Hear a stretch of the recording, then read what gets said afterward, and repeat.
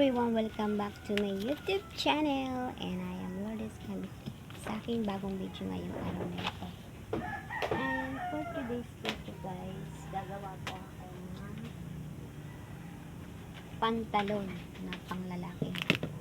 At time to cutting and making dito po sa ang mga kakailangan nito guys ay ang tape measure, long ruler, hip roller, and then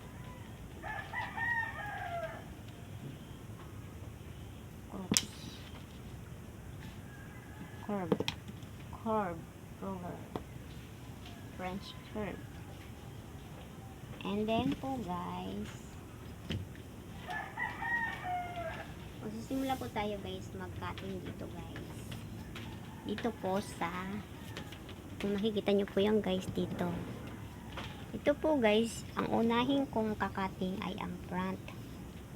Maglalagay lang tayo ng allowance dyan. Kasi hindi naman kailangan ng maraming allowance sa front.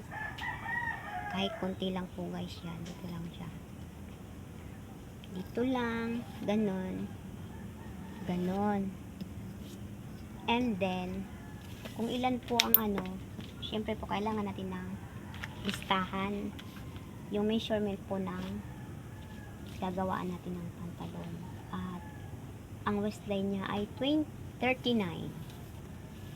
At hanapin natin dito yung 39 dito sa and then pag-apatin natin to. Pag pinag-apat na natin to, itupi ulit natin to ng ganito. So ganito na po ang mangyayari guys. So kailangan lang po guys talaga is ganito. Medyo po malaki yung may-ari nitong pantalon. Kaya dapat nating i-balance yung paglalagay paggagawa ng pattern guys. So hindi na po ito guys pattern dahil ito po ay nasa tela na guys. Yung po, kung duda po kayo sa inyong sarili ay mas maigi po ay gumawa po kayo ng pattern sa Manila paper. At dito po guys, tineri ko na po ito guys sa tela. At pagkatapos guys, kukunin nyo yung length. Yung length po ng ang length niya ay 35 sa pantalon. 35 po siya guys. Dito yung niya. At lalagyan nyo naman po siya guys ng line sa ibaba. And then at kukunin nyo po guys yung cross. Ang cross niya ay 24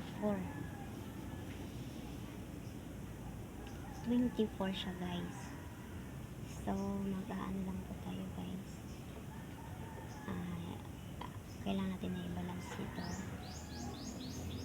Ang sa unahan po guys, kailangan natin guys kasi malaking tao to guys. So magawa tayo ng ang 25 niya, yaman niya. So magiging magiging 10. So napakalaki na. Gibot, gawin natin ng mga 9. Kasi front lang naman po ito guys. 9 and a half. Kalimitan lang naman po guys is 8 and a half. Yan. Habulin na lang natin yung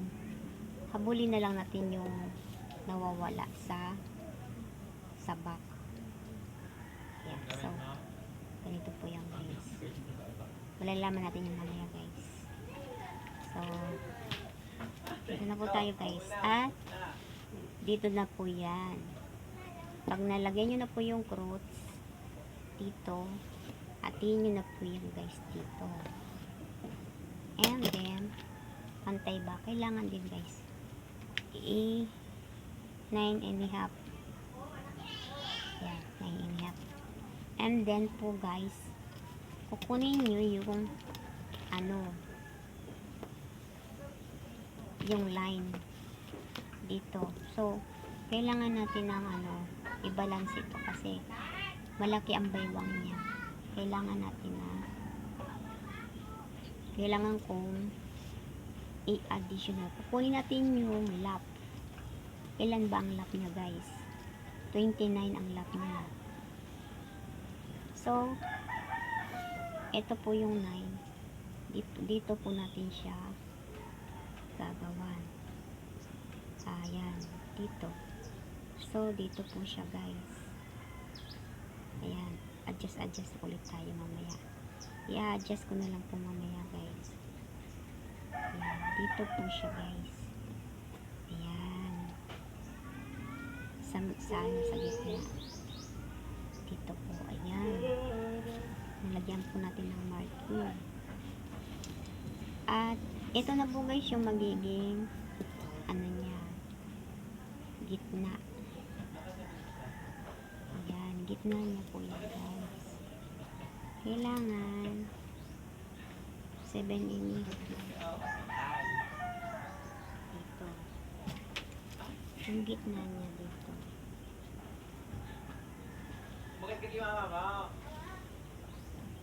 Ayan. Gitna niya po yan guys. And then, yung nga po guys, yung waistline niya is 39. Napakalaking baywang kasi mataba yung siya. 39, hatiin natin sa dalawa, and then pang-apat, at again na naman 1/4. Dito na natin siya ilagay. Kasi nga po is yung tela niya kailangan na ayan. Ito na yung final niya guys. And then lalagyan natin dito ng line. Yan. Dito. So ito po guys. Ito, di ba po ito ay ganito? Ganyan. Hatiin mo lang po siyang ganyan. Ganon. Dito na po kayo para sa roots. Dito na kayo magsisimula. Yan. And then, nag-adjust na lang po kayo guys sa zipper 6. Kalimitan ginalagay 6 para sa zipper. Tandaan ko sa zipper. And then po guys, yung hips niya, magbababa lang po kayo dito guys ng mga 3.5 or 4.5, depende sa laki nung may-ari. So, eto na lang guys. Hatiin natin dito siya. Huwag natin pahirapan ng ating sarili. Na-estimate natin yan guys. And then, ito po yung sa hips. Ilan ang hips niya? 42. So, i-divide naman natin siya sa 4. 42. Yan. Natin na naman. Yun. Dito siya guys. Bakit parang ang hips niya ay maliit? Parang hindi ako makapaniwala dito Parang something wrong. Ang lap niya ay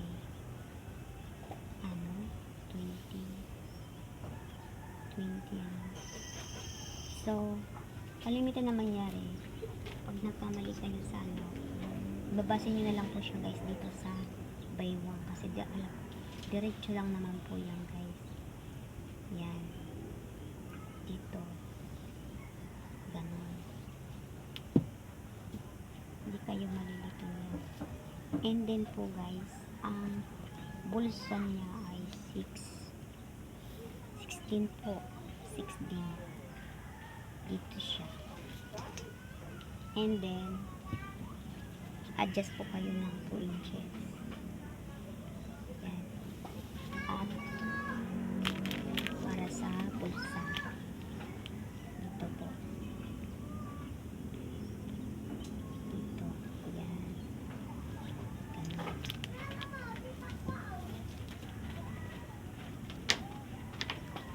And then po guys, para hindi kayo na yan. Ilan yung ano niya. At dito po guys, dito yung simula ng lap niya. Pababa dito. Hatiin mo siya. Ganun. Ito na yung magiging tuhod niya. Dito na po kayo guys gagawa ng tuhod. Hatiin nyo naman po siya. Pag mahati nyo na siya dyan, ilan ang tuhod niya is 90. Hatiin nyo naman siya sa dalawa. Yan, 19. And then, dito po siya guys.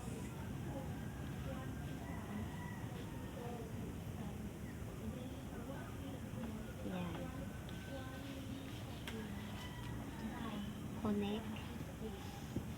Connect siya guys. Connectin niyo po siya dito guys.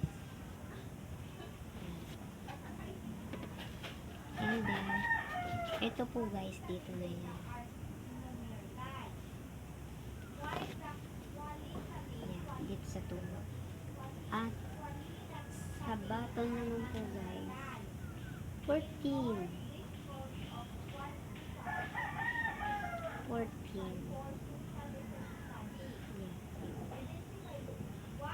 Yan, dito po siya guys. Sana nakuha niya yun. Gagamit na po kayo nitong ruler na haba.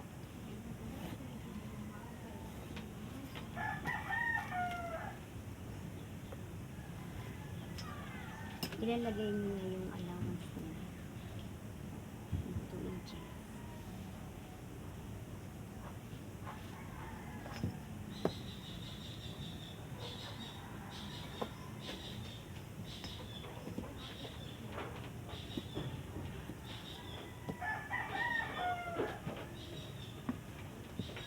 Ganun lang po guys.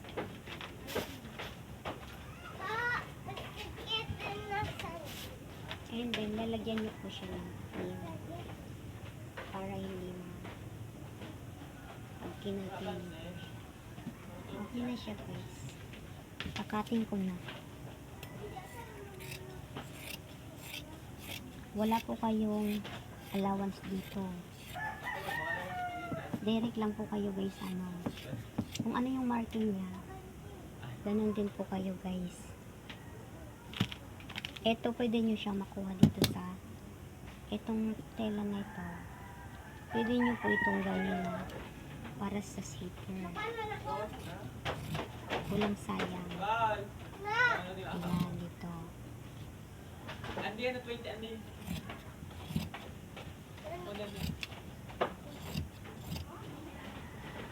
Walang sayang ito. Andi. Dua. 20. So, andi si Ulisa. Ito, gagawin nyo siyang fly Dito magkakaroon talaga para sa fly siya po guys. Magagamit nyo po ito.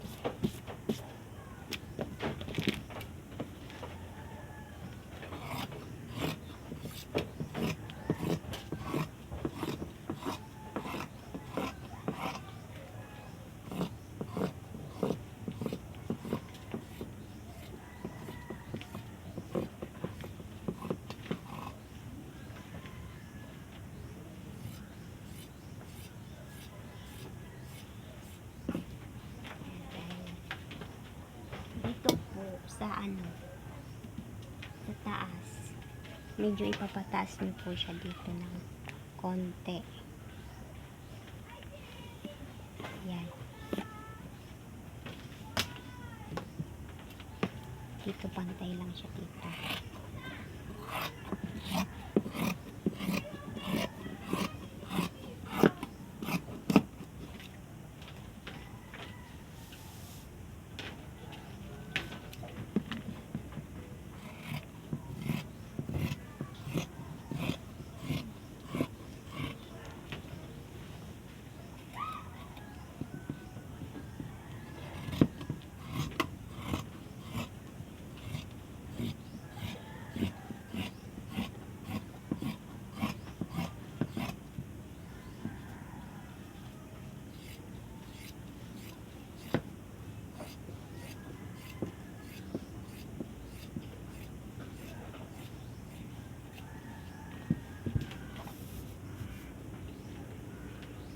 Eto na po.